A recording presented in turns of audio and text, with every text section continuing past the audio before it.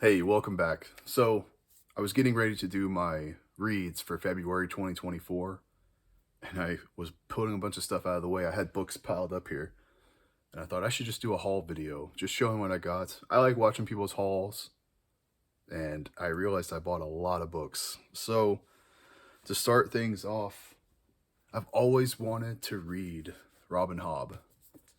I never have. So, I saw these new editions of the Farseer trilogy. So this is going to be the first three books in her Farseer trilogy. Um, Assassin's Quest, Royal Assassin, and Assassin's Apprentice. I've heard nothing but good things about Robin Hobb. Apparently, very, very beautiful prose and really good character work. Really good books for the long haul. You're going to be with this character for a long time. So, really excited to get into these. I love fantasy, I love classics, I love sci-fi, horror, all that. So I've got a little bit of everything here. I actually have always wanted to read Don DeLillo. I wasn't sure where to start, really. He's got a lot of books. So I just grabbed the two, I think these are the two most popular. So White Noise and Underworld. Very different. I'll probably read this first. I think it chronologically, this came out first. Anyway, I'll read this and then I'll read this. This is going to be a beast right here. But he seems to be a very beloved author, winner of the National Book Award. So, definitely excited to read some Don DeLillo.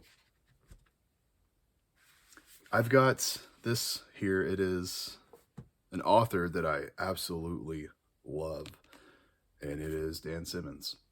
So I've read The Terror. I've read a few Dan Simmons books, really loved them, and decided to pick up a copy of Hyperion. This is one of his most beloved novels, and it's not horror like most of the stuff I've read from it. It's science fiction. So, really excited to get into Hyperion. So, doing a little bit of research, I read that Hyperion is sort of a take on the Canterbury Tales. So, oh crap, here it is.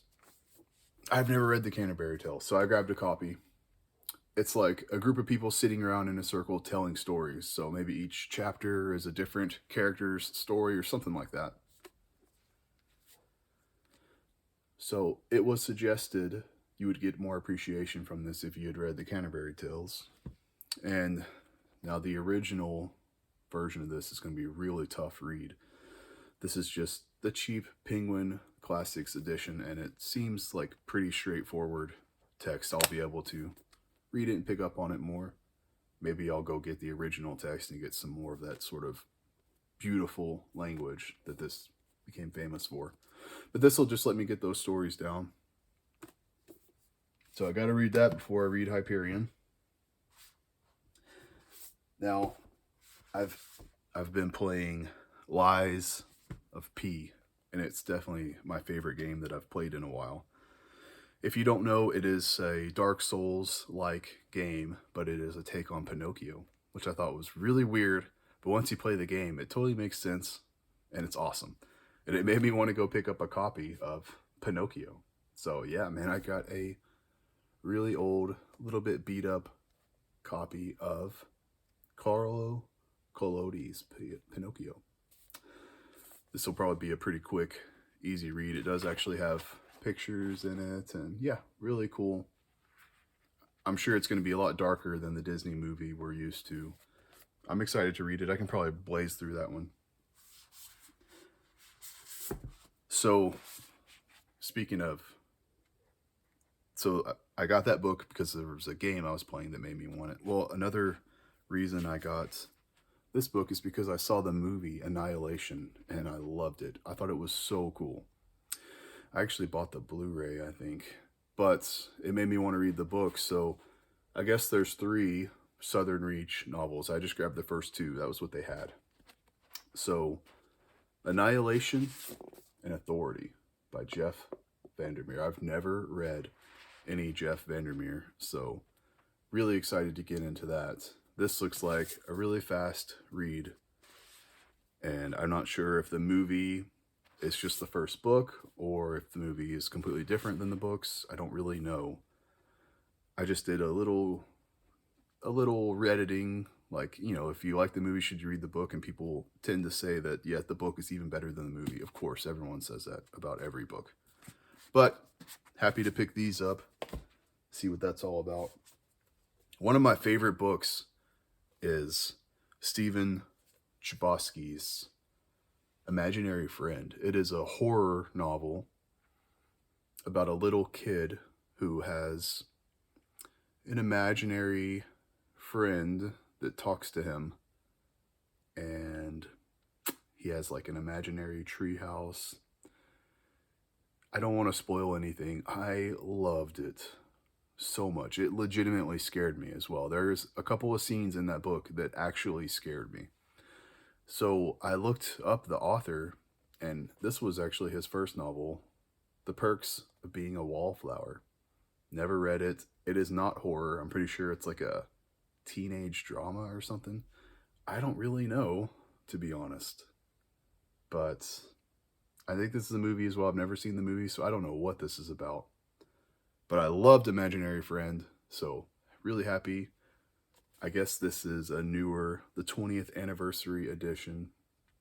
So I saw it, and I just thought it's fate. Gotta get it. Gotta get it. So just a couple more here. I read Christopher Buehlman's Between Two Fires last year. One of my favorite books I read. Absolutely loved it. 5 stars, for sure. So, oh look, Robin Hobb, dazzling. Yeah, so I picked up The Black Tongue Thief by the same author. So Between Two Fires was definitely horror. I think this is maybe a little more fantasy or fantasy horror. I'm not really sure, but man, I loved Between Two Fires. It was one of my favorite books I read, for sure. So happy to pick up The Black Tongue Thief. I actually have a couple of, I don't know if this is considered horror. I'm thinking of Ending Things. This is just a book that gets recommended all the time. Looks like a quick read, so I picked it up. It's like a psychological thriller or a horror with a plot twist or something. I guess it's on Netflix. Never seen the show. I don't know anything about this. Absolutely nothing. I think it has themes of suicide. That's all I heard. Anyway, definitely be checking that out. I also picked up this hardcover, Nothing But Blackened Teeth. I mean, look at that hardcover.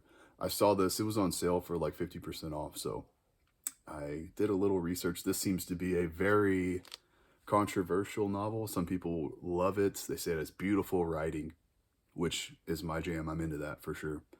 Some people will say it's awful, that the characterization is terrible, the characters suck. I'll see for myself. So this, again, a very quick read.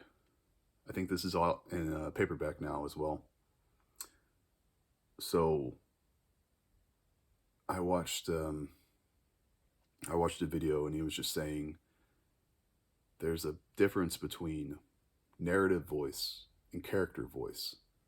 So you have to remember that the narrative voice telling you the story is going to be beautifully written. And apparently this is legitimately scary as well. But the characters are not the narrator. They are their own characters, and so they're not likable. They don't have to be likable. I'm okay with that. There's a little bit of, like the book I was talking about, Imaginary Friend. There's a character in that everyone hates, but you're supposed to hate them. It doesn't make the book bad or the writing bad. You're supposed to hate these characters. So anyway, I'm excited to see what the controversy is and if I can appreciate this. Hopefully it does have some really beautiful writing. Speaking of beautiful writing, I did Wise Blood by Flannery O'Connor January, and I decided to pick up her complete short stories. So yeah, there's a lot going on here. It's got a couple of short stories that I even recognize by name, such as A Good Man Is Hard to Find. I've heard that before. I don't know if it was a show or movie or whatever, but it's in here. I'm excited to read some more Flannery O'Connor. I'm from the South. I love Southern fiction. And this is, yeah, 1950 to 2008. So there's a huge amount of short stories spanning a vast length of time. So I've been doing a lot of reading challenges, right? I know this video is getting long. I've been doing Haruki Murakami, Stephen King, Cormac McCarthy, reading all their books, right? Another one that I have never read and I always wanted to is Kazuo Ishiguro. So I got 4 of his books. Don't worry about the receipts there. I read the first few pages of a couple of them just to see what the writing was all about. And yeah, it seems pretty good. So I got the first. I don't think these are his first 4 books. These are just 4 that I grabbed. I have to look a little more thorough and if I want to read him in publication order. But I do know that A Pale View of Hills is his first novel. So that's the one that I sort of started reading a little bit.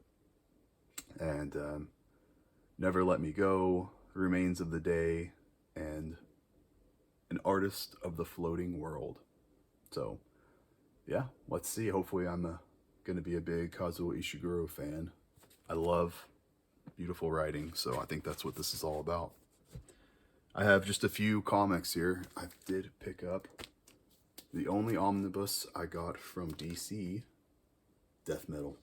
Dark Knight's Death Metal. So I've got Metal. It's right there on the shelf. Metal. This is what comes next, Death Metal. So super excited to get into this. Found it for 50% off. Great deal. Really happy about that. I'm a huge fan of Stephen King's The Dark Tower. So they came out with the Dark Tower Omnibus. This is originally published by Marvel Comics. Now it's being printed by Gallery 13. And I was really bummed out when it came in and I saw that it is not oversized. It is actually just regular standard comic size. It also has really bad glued binding. That is disgusting. I don't know. I guess these books didn't get a whole lot of love from old Gallery 13. Maybe they're a new company, or it was just a cash grab. Hopefully the binding holds up. I've seen some pretty horrible reviews about these books, the actual physical books, not the material the material, the Dark Tower comics, is supposed to be amazing. I've read the whole Dark Tower series, but I never read the comics, so I'm really excited. This, I think, goes even further than the series. So I got number 1.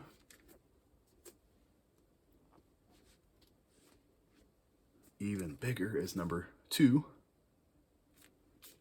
The Gunslinger. Again, with that same terrible glued binding. And then a much smaller Volume 3, Drawing of the Three, which is the second book in the Dark Tower series. So I think the first book is like a prequel.